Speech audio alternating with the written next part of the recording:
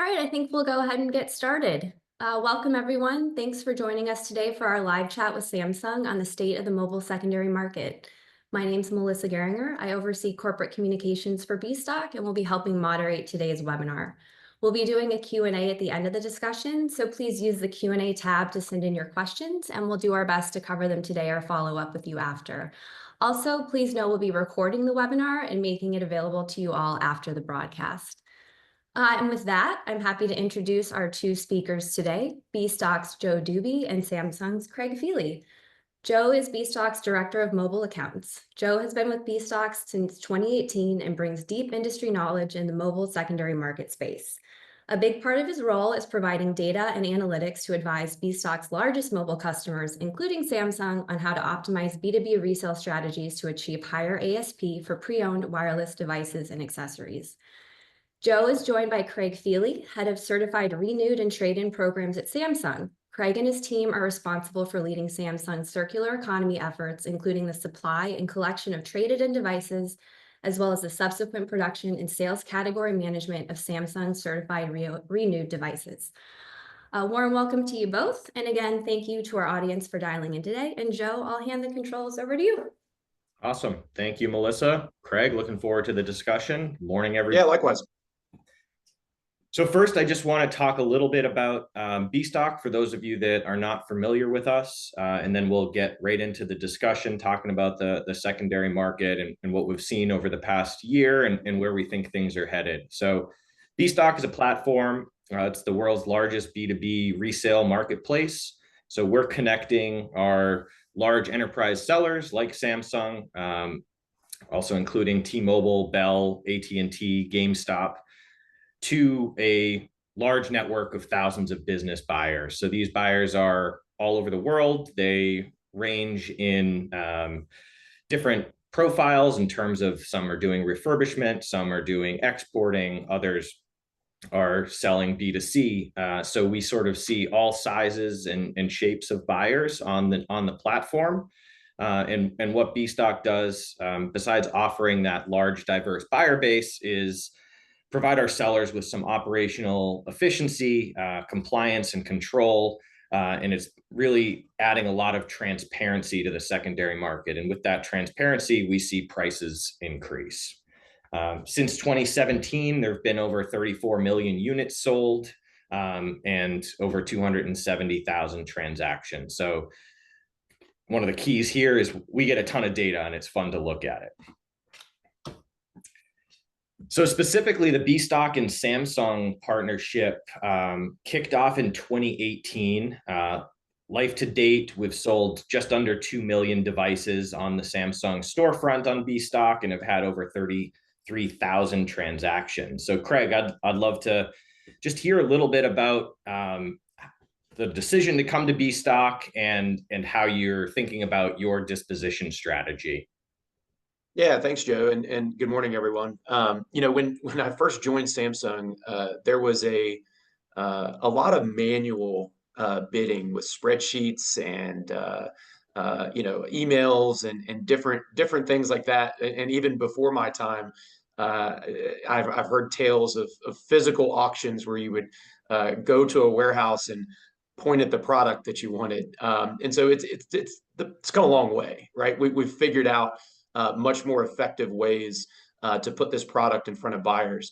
And historically, we were using various auction channels and spreadsheets and things, and we found it felt like there was some consolidation that we could achieve that would lead to faster throughput and better results, and get our product out the door and into the hands of the buyers a lot faster. And so when Bstock came along, we saw a platform that not only had a good bidding process that we liked and that we felt like our buyers liked and connected to, but it also did give us that broader reach to get into a wider audience of buyers, right? Not just those that we knew or that we had business dealings with. There was a ton of other players in the space that we were able to get introduced to and connected to via Bstock, and it's been really successful for us. And you can see the volumes that we've done here. I don't have this stat in front of me, but I would assume that we are one of the larger sellers on your platform, and it's been a great partnership,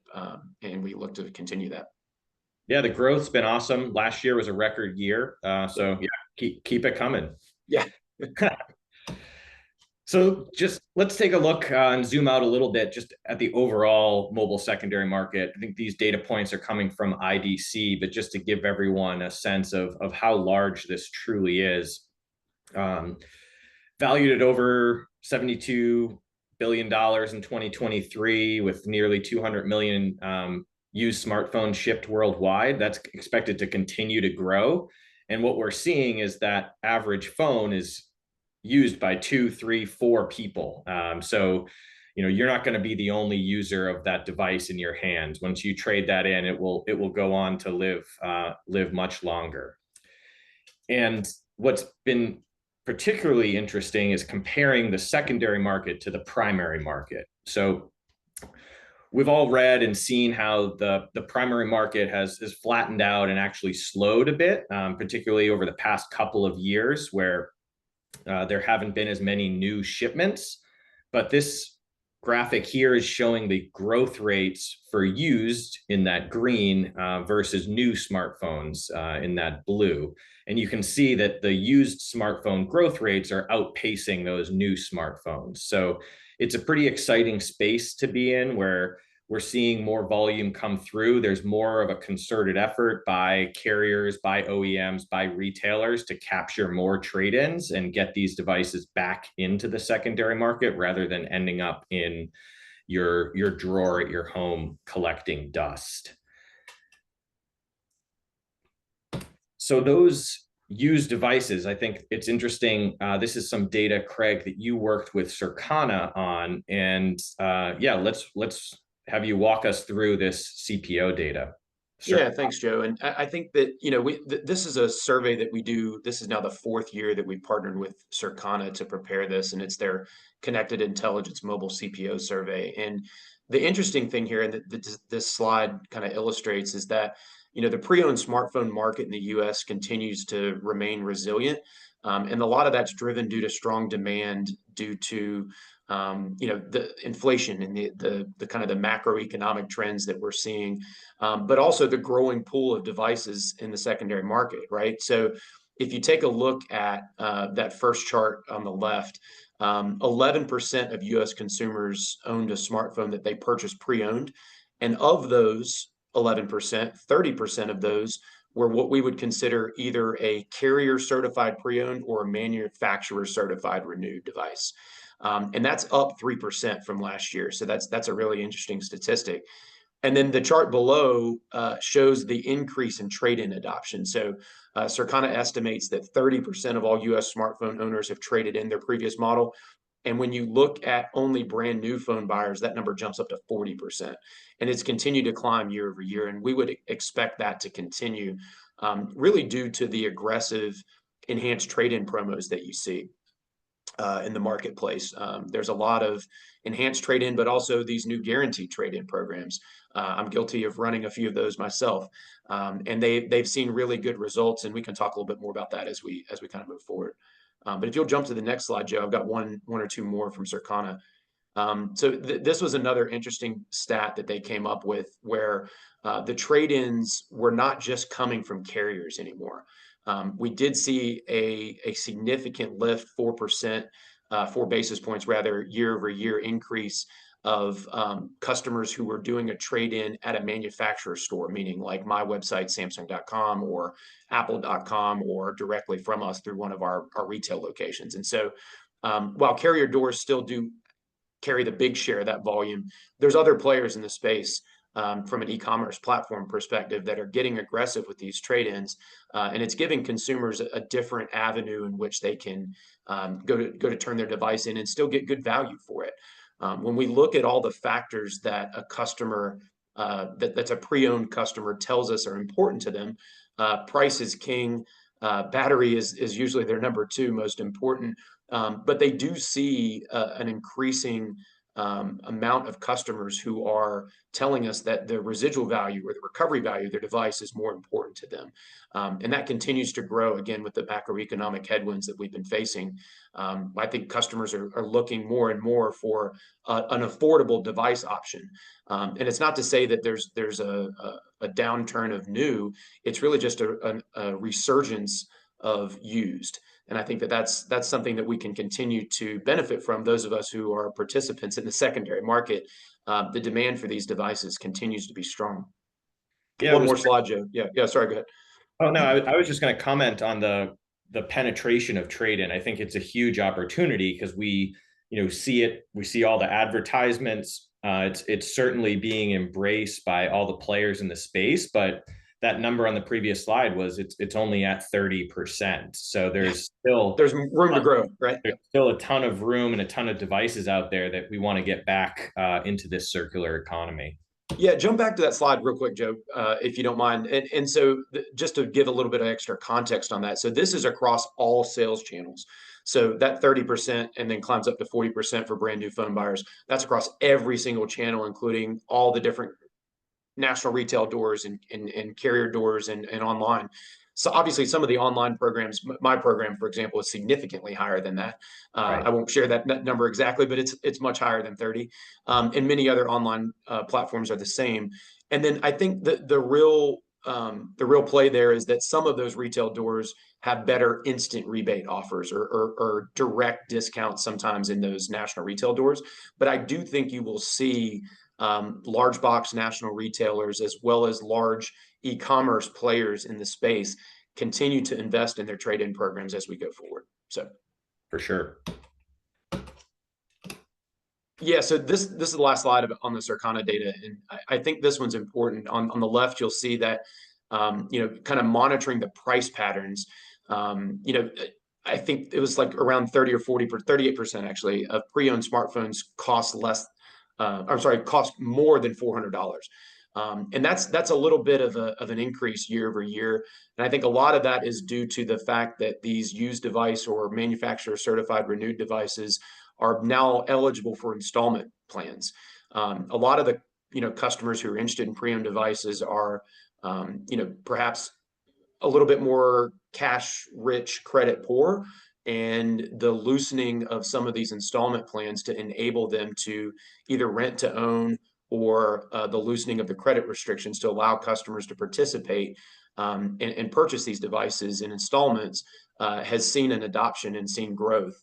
And then separately to that, on the right-hand side, you'll notice that for us and for our primary loved opponent, you can see that $600 plus segment grew. But for the under $200 segment of price, we did see growth among Samsung phones. And so that is an opportunity for our buyers who are looking for a lower cost entry to know that the consumers are also willing to spend at that price point as well. And so while the new smartphone prices continue to stay flat or just slightly up, there's a lot more reasonably priced certified or CPO or just as is used or buffed and polished out there, and it's really enticing to a lot of these consumers. Yeah, and one thing we saw carriers do is extend the number of installments there to make that monthly charge spread it out, right? Right, yep. Spread it out even further. So those $1,000+ devices, when you're in a carrier store, can often be less than $20 a month. That's right. So with these higher MSRP devices, one of the key pieces of data that I love to look at is the percentage of launch price over time. So in this graph, what we see is the months since release are down the bottom across the x-axis. And we're looking at 3 different generations of Galaxy S devices, the S21 Ultra, S22 Ultra, and S23 Ultra, and how they're holding their value over time. This is data from across all of our B-Stock network, across all conditions. But what was interesting to me is seeing in that we're now about 22 months since the release of the S23. Obviously, the S25 announcement just happened this month. Very exciting stuff. But what was cool to see here in this graph is that the S23 is holding its value more than the S22, more than the S21 here at this point in time. So it looks like these Samsung devices are getting better at holding their value over time. Any thoughts on that, Craig, or Yeah. why you think that may be happening? Yeah, selfishly, and I'll give a shameless plug here.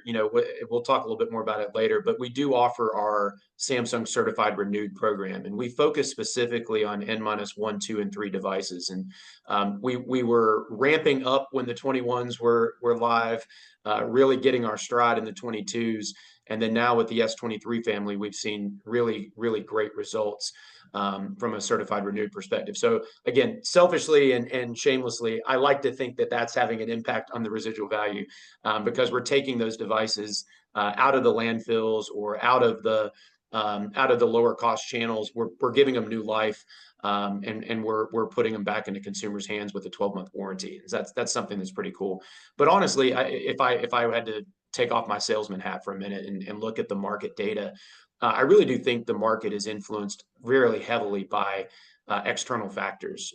When you look at the 21, that was coming off of COVID.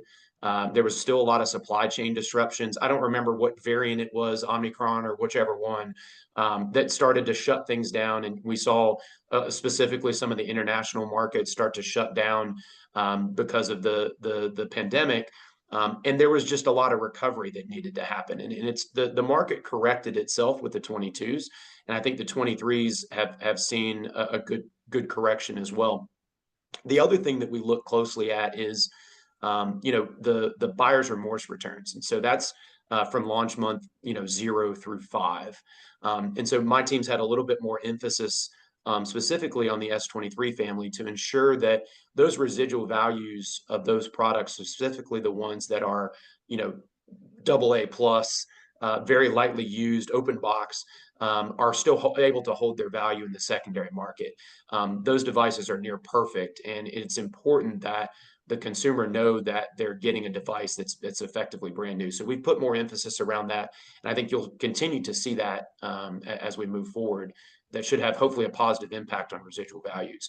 I also get excited about this data, Joe. My team monitors the residual values across all of our Galaxy flagship devices, and it's really my team's purpose on the planet.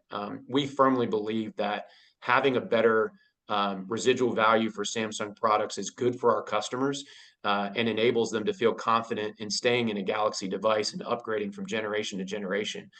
So it's really important for us, and it's something we monitor every day with your help and with your data. Awesome. This is a look at iPhones over the last year. So what did 2024 look like? This is, again, aggregated data across our platform, taking a look at those top iPhone models. And it was an interesting year. So we started off fairly normal in that January saw a little bit of a bounce back after some Q4 declines. And then we saw 2 to 4% monthly depreciation through April. But prices really hit a bottom in April of 2024 before recovering and actually staying flat and increasing through October. So that was an interesting dynamic that we saw this year. A lot of that was driven by a lack of supply, where we saw customers holding their devices longer. We saw new sales really slumping across the board. If you read the quarterly and annual reports from the carriers, they talked a lot about this. So with less volume overall in the secondary market, those prices went up, right? Buyers were competing for the inventory that was available. So, we never really advise our sellers to hold inventory, but it would have been one of those cases where it could have paid off with those increases that we saw in May through October. Caught up with us a bit in November and December. So post iPhone event, a lot of that inventory that comes back from trades and returns gets processed and up for auction and will sell in November and December. So we saw November come down by around 10%. And then December, the depreciation slowed a bit, sort of back to that more normal range of around 2%. The early read in January this year is that it'll probably be similar to a December with a low single-digit depreciation. Joe, it's really interesting when you think about it, and I'm harking back to my economics 101 class in college, but thank you, Professor Shelley, for teaching me about simple supply and demand. And I think a lot of times when we look at these secondary market trends and pricing, it can be a little bit intimidating for those who are not in it every single day. But the simple supply and demand economics are absolutely at play here, and it does have a direct impact, excuse me, on the price. For sure. So we talked about the swings around different events. You guys just had the Unpacked event this month. So how do you guys prepare for that? What do you think about in the months leading up to and post-launch? Yeah, great question. And uniquely different to some of our competitors, Samsung has two main launch windows. So obviously, we just announced our S25 family, which we're really excited about. Hopefully, all of you got to check out Unpacked. If you didn't, it's on our YouTube page. Go check it out. But really, really great product that we launch in the early January, late January, early February timeframe each year.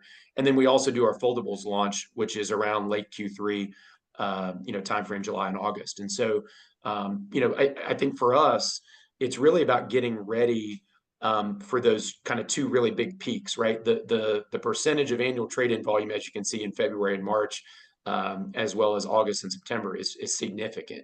So there's these big, huge peaks and these very deep valleys where the volume is kind of adjusted. And so we work closely with our triage processors, as well as our promotional offerings and catalogs to make sure that we're ready for this inbound volume, not only to receive it, but also to process it as quickly as we can.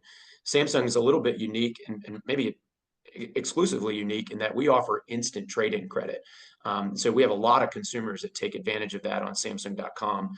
And so because of that, it's really critical for us that we get our triage done completely and quickly so that we can confirm those results to the consumers. So that's something that's really important for us. Right on. So the next slide here is a little tongue in cheek, right? But I like to call it the Unpacked effect and the 4 Ps of launch volume readiness. So it really starts with providing an accurate forecast modeling, not just from my internal sales numbers of what we expect to project the sales numbers to look like of the new product, but also what the attach rates look like.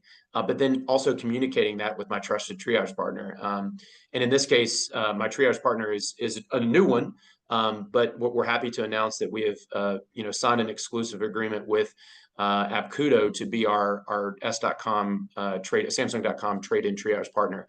And so really sharing that information with them as we get ready for this launch to make sure that they have appropriate staffing and that they have appropriate operational processes in place is key. And that ladders up into that second P, right? So preparing the partner to be ready to handle the influx. And we track this stuff daily. So we know on average, based on historical trends and based on expected sales volumes and when the pre-order period is, when the launch period is, how many devices we can expect to come in. We work closely with FedEx. We work closely with our triage partner. We work closely with our sales teams and our shipping teams. It's a very coordinated song and dance to make sure that these devices get processed in a timely manner and that our consumers know that their trade has been accepted and can move on. And so the third P there is really ensuring that we can promote the launch offers. We have some really aggressive trade-ins going on right now from the Unpacked launch, where you can get some great deals on our new products. We want to make sure that those offers are really clearly communicated and out there for consumers to see and to take advantage of. And that goes not just for our offerings on Samsung.com, but also our co-funded carrier offers and our national retail partners as well. There's lots of ways out there to get good discounts and good trade-ins on our devices. And then the last one I said is a little tongue in cheek, but pray, right? We always hope for the best in terms of our sales results. We often have very lofty and aggressive sales targets that we try to hit, but we always have to ground ourselves in operational readiness versus promotional aspirations, if you will. And so there's again a complicated conversation that happens between sales teams and operational teams to make sure that we're ready, and then hope for the best. I mean, hope's not a plan, but sometimes consumer behavior is tricky to predict. And so really that flexibility to roll with the punches, whether you massively exceed your target, which is always a good thing, but could cause operational challenges, or you see softness, or for example, something decides to ship early, or the consumers are late in returning their trades or early in returning their trades. You have to have a flexible partner to be able to adjust and adapt. And that's something we really spend a lot of time on. Cool. Yeah, I'd love to talk a little bit more about what that process was. You talked about how you just selected a new triage partner. Yeah. So I'm sure you went out there and did a lot of diligence on different providers and options. What was most important to you guys as you were going through that process, and what stuck out about Apkudo where you ended up selecting them? Yeah, we went through a really exhaustive RFP process. I mean, it took a number of months, and we had some really great responses. I mean, it was an incredibly difficult decision for us to narrow it down and actually choose. But in the end, we really felt like there was three things that we had to have checked and accomplished. The first one was accuracy, and by accuracy, I mean grading accuracy. One of the benefits that Apkudo brings to the table, and there's others in the space that do this too, but they use robotics and automation to provide consistent grading for all the devices. And one of the things that we found before with a manual triage or a manual grading, there was a lot of variability. There's a human element to that where your operators could be having a bad day. They could be tired, they could be hungover, they could be, whatever it is that could cause them to have inconsistency in their grading from shift to shift and day to day. And unfortunately, the impact of that, it doesn't hit that processor, it hits our buyers, right? And it causes the pricing to be cost averaged. If you know that your yields on a lot of B plus grade devices, you may have some C grade devices that are non-functional. You may have some A plus grade devices that you get some benefit on. I think what we found is that a lot of our bidders were having to cost average in the accuracy or how confident they were in our processor. And so getting into a company like Apkudo that uses robotics gets us consistency of grading. The other thing that's kind of important is, I sit on the leadership council for CTIA and specifically on the grading scales working group. And so we're also looking at what the grading scales are and how they are applied for our buyers. Joe, you have a lot of different platforms other than mine. Just a quick fun question here. How many of them use CTIA grading exactly as it is? And I'll be the first to say I do not. But how many of your buyers actually do? Or platforms do? The answer is always like yes, sort of. Yeah, right. So everyone has their own little flavor on the CTIA standard that's been put out there, but no one is following that document as their SOP. Yeah, so exactly. There's definitely been some consolidation over the last couple of years, and that at least we're all talking about similar languages, and we've removed adding like 5 pluses to an A to make it never again. We're never going back there. Yeah. But yeah, there's certainly that everyone has their own take on it. So I think that's definitely one of the things that you're taking a look at and trying to work on with the CTIA Leadership Council. Yeah, there's a ton of folks across the industry. It's not just me, obviously. There's 20 or 30 different people, and some of them may be on this call here today. But what we're really looking at is figuring out how we can adopt that scale so we get more people using it. It's meant to be the standard. It's meant to be consistent. It's not meant to be a mandatory thing. And there will always be programs that need to be modified. But we're taking a look at the things that everyone consistently doesn't use or modifies in their own scales. And trying to make those as a consistent view as possible. Ultimately, it'll help the buyers, right? That's the intent. Is that someone cautioned me one time, like, well, hey, if you make these adjustments, you may see you have more C grade devices than what you had thought. That is what it is. I'll face that reality, with pride, because I want my buyers to know that the product that they're bidding on is what they're going to get, and ultimately that will lead to more accurate pricing. It may not necessarily lead to higher pricing, but it'll lead to more accurate pricing, and I think that's critical as we all are looking at the secondary market and looking at these prices across devices, and not just smartphones, but all these other categories as well. Accuracy is key. So sorry, I spent a lot of time on accuracy. Second No, one it's is, all good. I mean, yeah, I agree. I mean, the transparency to buyers is what results in the highest possible price, right? Taking the guesswork out of it. We see yeah, it time and time again as our sellers have gotten more specific in their grading rather than just selling a palette of used, actually doing triage and grading. Every time there is like some nervousness of, well, if we call it a C now, it's going to be worth less. It's like, that's, it is what it is. it Yeah, actually is way more important to be accurate and consistent and transparent than it is to have a specific name for the condition. So yeah, exactly. let's hit on velocity. Yeah, so velocity is key, right? And I think when we looked at both the Samsung residual value curve and the Apple devices as well, you see that they trend down over time, right? As the device gets older, there's an industry-wide accepted standard that these devices depreciate week over week. So velocity is key, right? Getting them processed accurately, consistently, of course, but then getting them out and listed for bid and getting them into our buyers' hands so that they can perform whatever value added service they want to do on them, or turn around and resell them as is if the grade permits. And so that's really critical for us too, because we understand that these things are not wine.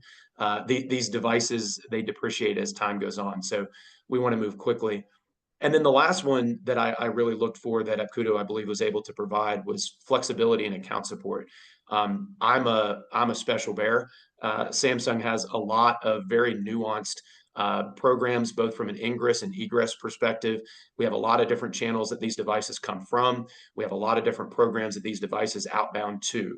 And so I need a processor that can work with Samsung and be flexible and adjustable to our various needs. And those things do come up where it's a one-off, hey, here's a tranche of 10,000 devices that came from this source that needs to go to this place, be listed for this auction, or whatever it is.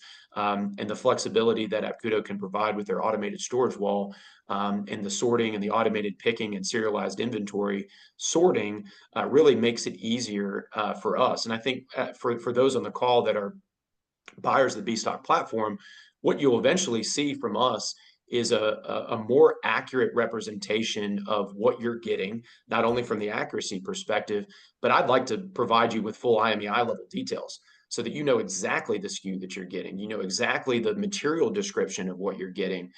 So you can know make, model, memory, color, grade, all of it, right? And you don't have to guess. You all have different needs for your programs. Yeah, the buyers have different needs for their listings. I want to provide as much transparency as possible, and I know that that's not always the case across all platforms, but that's important to Samsung. That's important to me. So I think that's something that you'll see from us as we move forward. Awesome. Let's talk a little bit about the Certified Renewed program. Then we'll take a look at some of the forward-looking projections and open it up for questions and answers. Yeah, thanks, Joe, and thanks for giving me just a minute. Again, shameless plug here, right? But I think the circular economy component of what we all do, those of us that are, if you're paying attention to this webinar, you're interested in the secondary market. The circular economy is such a huge part of what we do, and Samsung has a direct commitment to getting rid of what we call the take, make, and dispose model, right? We really want to foster that circular economy, and our products are designed to be easily repaired or recycled. If you watch the Unpacked event, you saw an announcement that our sustainability team came out with we will now be doing battery recycling, like getting the cobalt out of the batteries and creating new batteries from that, which has never been done before. And then I'm incredibly proud to work for a company that is thinking about the environment in that way. But we really want to keep these devices out of landfills. If we're able to provide a device with 2 and 3 and maybe even 4 years of additional life by giving it not just a fresh coat of paint and a buff and a polish, but in our Certified Renewed program, we replace every single Octa, every single LCD screen. We replace every single battery, recycle the ones that are bad. We put a 12-month warranty on it. And unique to Samsung is that we are able to put a clean IMEI in that device. So new device ID. Now that doesn't really mean much to your direct to consumer channels, but for B2B, for government, for warranty insurance replacement programs, it's very desirable, and that's a unique competitive advantage that we have. But more so than all of that, from a sales tactics perspective, it's a great ESG story. Samsung offers, starting with the S24 family, 7 years of software support, but now we're providing, with our Certified Renewed program, additional years of hardware support as well, by putting these devices back into consumer hands at affordable prices. The Certified Renewed devices are generally between 25 to 50% of the launch price. And again, they do come with a 12-month warranty and brand new battery, which are the two most important things to consumers who are interested in purchasing a secondary life device. So that's our commitment to sustainability, but it's also to get more customers into Galaxy flagship products. We've offered some pretty aggressive, what I mentioned before, the guaranteed trade-in deals on Samsung.com, where you can trade in an older S series, like an S9 or an S10, and get some really aggressive deals if you're purchasing a Certified Renewed device. And again, it's not to say that we don't appreciate those older devices or even the A series and J series customers that are out there. Those devices have their place.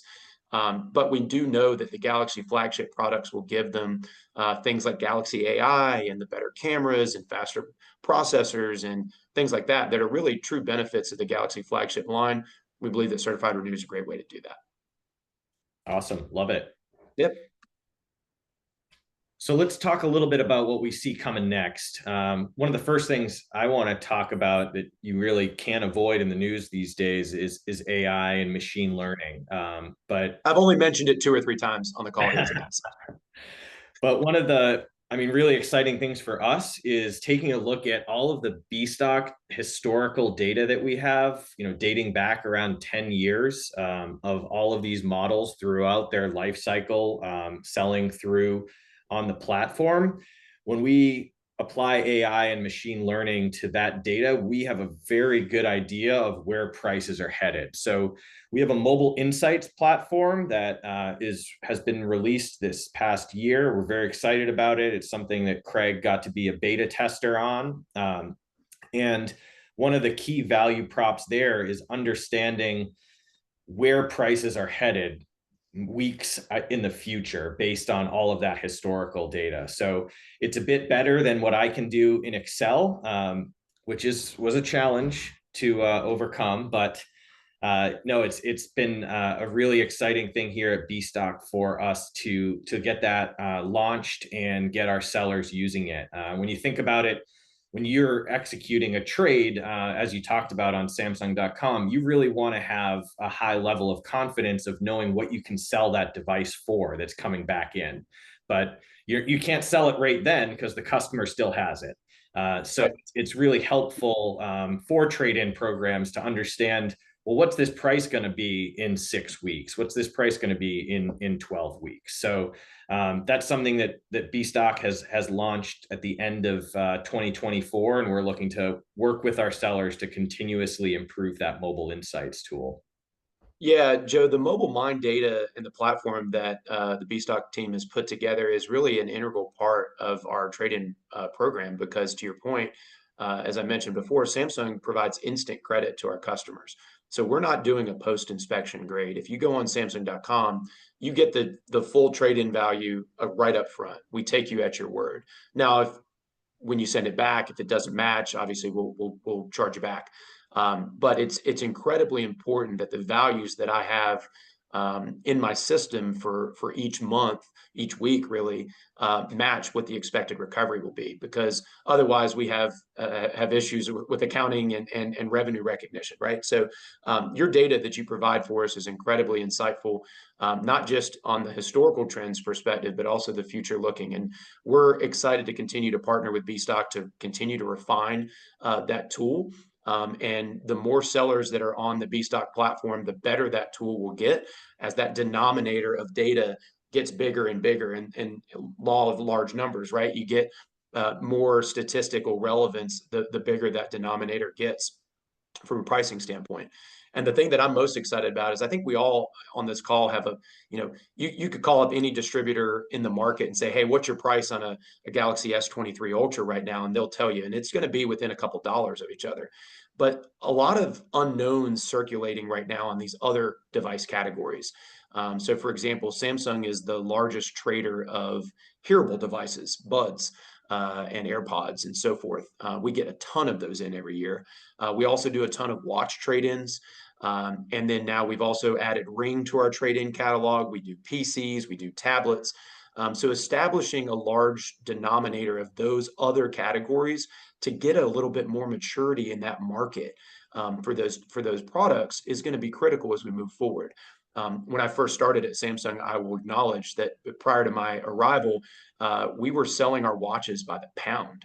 And now with B Stock, we're able to get some pricing data on these watches and get them into consumer, B2B hands or eventually into consumer hands at the right prices. So that's good for me as a seller of these products, but also same thing as we talked about before for the buyer. They know what they're getting. You're not just a grab bag, hope for the best. It's like when you used to go to the dentist, you'd reach into the treasure chest and hope you pulled out a sucker. Sometimes you'd pull out floss. We want to make sure that you're getting the good pull every single time and you know what you're bidding on. So yeah, I think Mobile Mind is going to be a great tool for not just for me, but for all of your other sellers in your platform, Joe. And Yeah. I'm really excited to continue to partner with you on it. And I think ultimately it's a good thing for the consumer because the more confident you are in the sales price that you can achieve for those devices that get traded in, the more you can offer for that trade.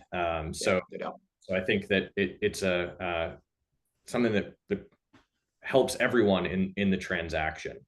Yeah. You mentioned a little bit about sort of the unsophisticated ways that we saw devices being sold in the past by the pound.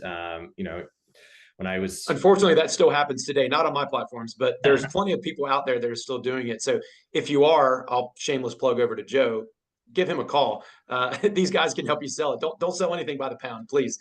But that just goes to one of the trends that we've seen over the past couple of years, and I think we'll continue to see is just more sophistication in the disposition of these products into the secondary market, right? So that second bullet point there of B2B versus direct to consumer trends, when these large collectors of inventory like the carriers or the OEMs 10 years ago, a lot of this stuff was just being sold as is in these huge bulk lots. But as the owners of the inventory discovered there was still a ton of value left in here, there was a lot of effort put into triage, put into things like the robotics, as you talked about, for consistent grading.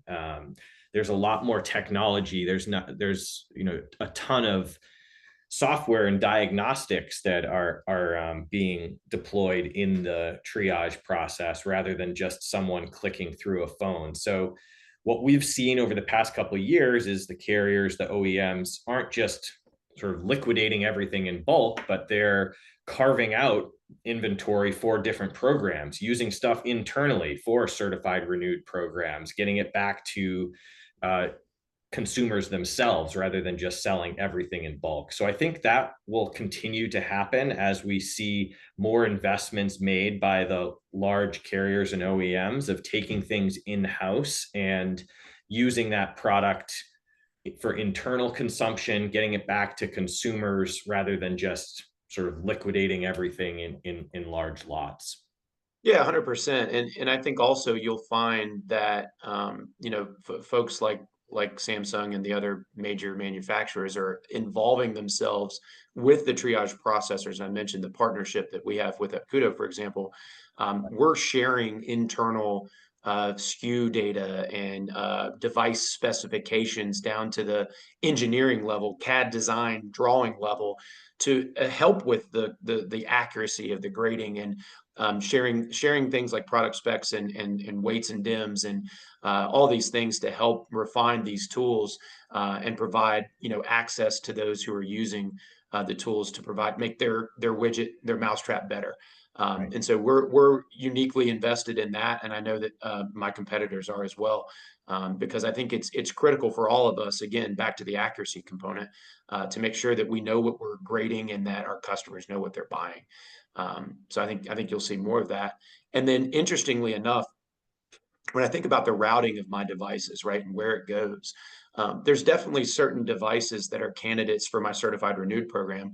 There's also some devices that are perhaps 80+% battery, fully functional B plus grade devices, or A plus grade devices that it might make better sense to put into a direct to consumer channel quicker than what I could do with my certified renewed program.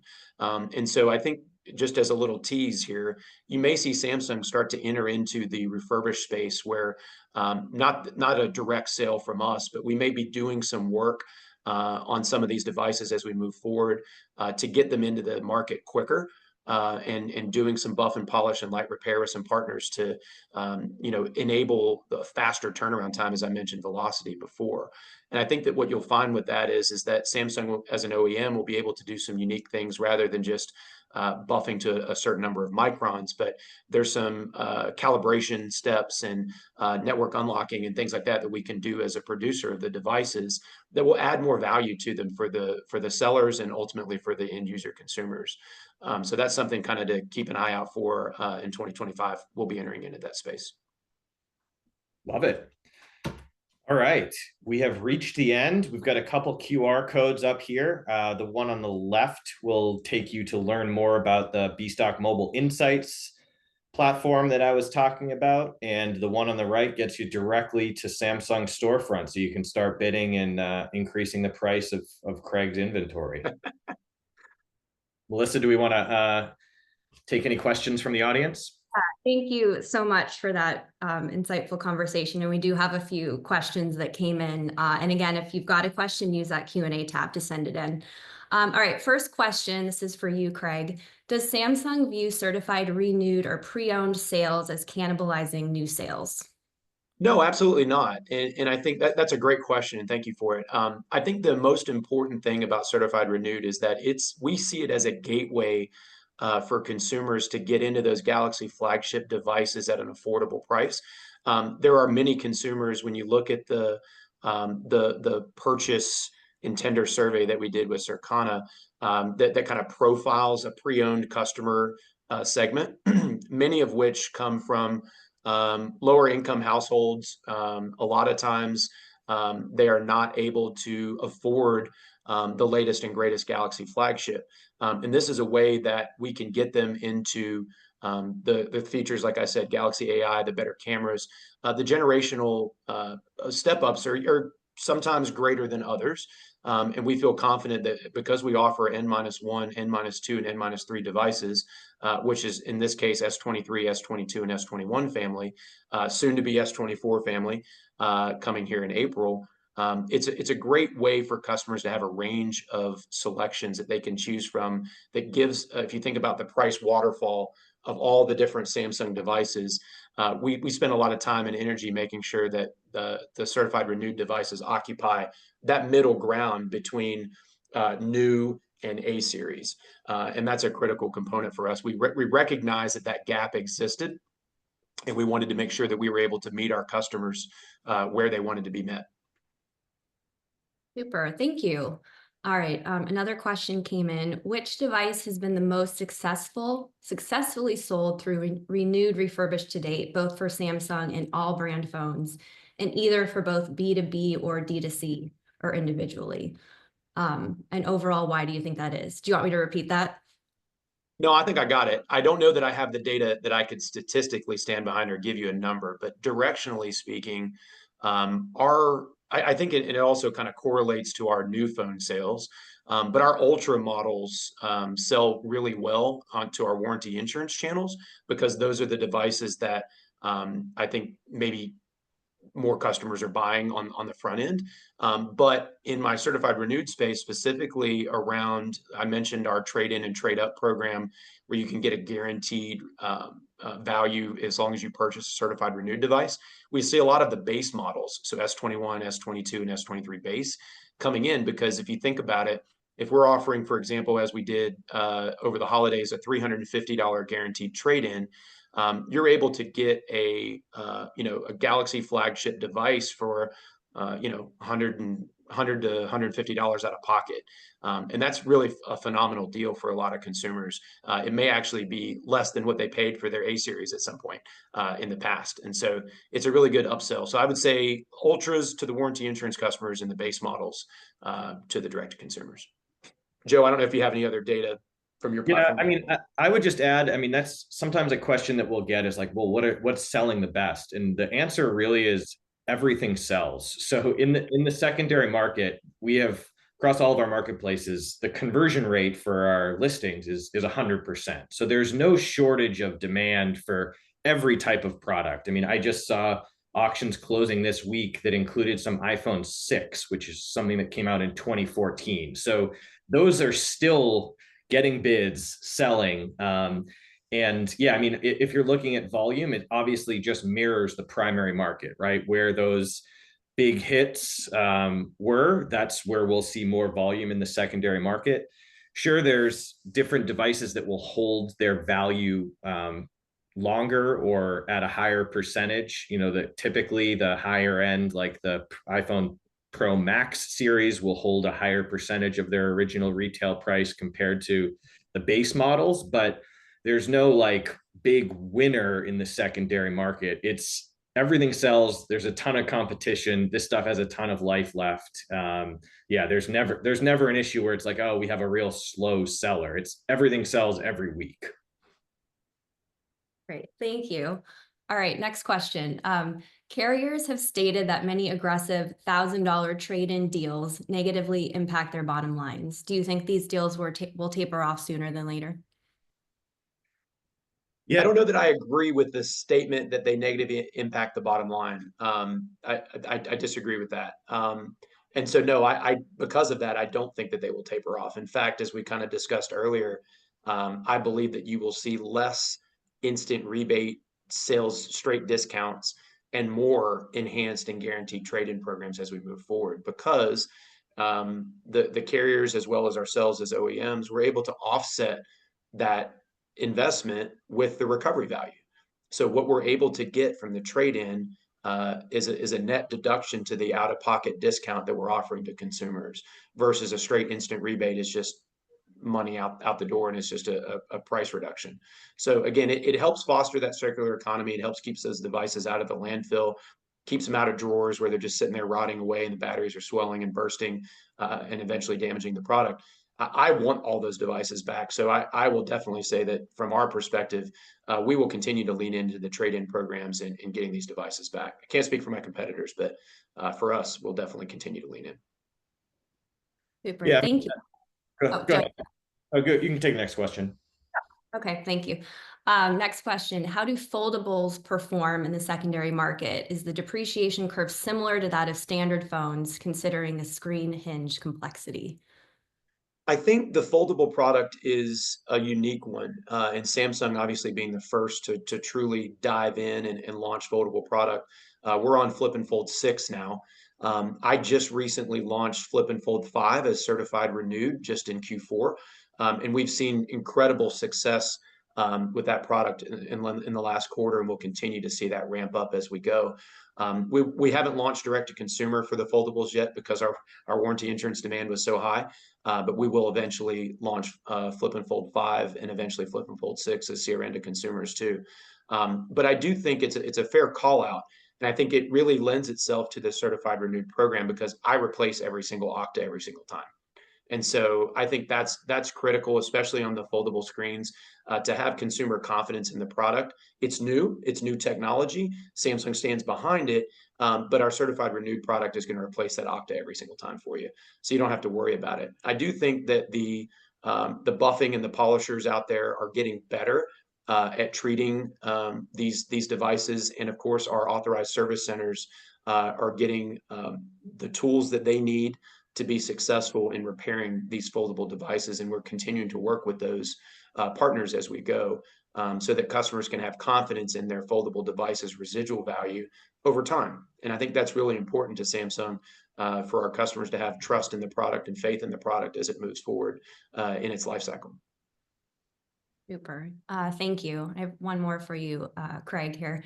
You mentioned the A series have a new second life market. Are you seeing the $200 devices have the same increased interest outside of the US?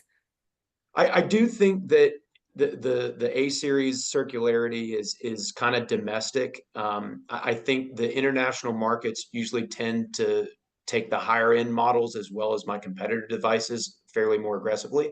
I would say that the A series $200 segment does have legs though internationally if you can get it into the right markets. And finding those, it's not the obvious places that you might think. Some of the other countries that, again, maybe have a different economic outlook, and their consumers are less interested in the flagship specs or the flagship quality product. I think that the A series has legs there. We do get a lot of requests for A series as certified renewed. Right now, we're focusing on Galaxy flagship devices because those are the ones that we believe have the biggest impact on Samsung residual value as a whole. But I do think it creates an opportunity for buyers looking for A series devices to find those unique markets that are maybe untapped. Just based on the data that we saw from Circana, the demand continues to increase. And when I say markets, I don't necessarily mean international. It could be a domestic market that's untapped. Maybe it's a prepaid or an MVNO. Maybe it's online marketplaces and how you position that product. So I do think that, again, any used device out of a landfill is a good thing. And we should continue to find places and homes for these devices across all price segments, and not just only looking at the upper bounds. And so while my program is focused on flagship devices, we do get a fairly healthy amount of A series trade-ins, and I would expect that volume to increase with the advent of our trade-in and trade-up programs, where we're giving guaranteed value for any good working condition smartphone. So I think you'll see more of those A and J series devices on our B stock auction platforms as we go forward. Thank you. And actually, that's a good note to follow into this next question. I've noticed that there haven't been any auctions in the past 2 weeks on Samsung's marketplace. Will there be any coming? Yeah, and thanks for that. We do have a fairly significant inbound volume of product right now. That's on me. Yes, you will start to see the volume tick back up. We're also in the process, as I alluded to before, of transitioning from our previous triage partner to our new triage partner. So that's a blip. You'll see the volumes tick back up. Buyers can't get enough, Craig. I love it. I love it. It's coming. It's coming. I promise. Excited there. I know we're about at the top of the hour. We did have some other questions come in, so our team will go ahead and flag those and get answers out to you folks that didn't get your questions answered. Thank you so much for sending those in. Really appreciate your time today, Joe and Craig. This was a really great webinar, and appreciate the audience for dialing in today. And again, be on the lookout for a follow-up email from us with both the recording and the slide deck. Thanks again, everybody, and take care.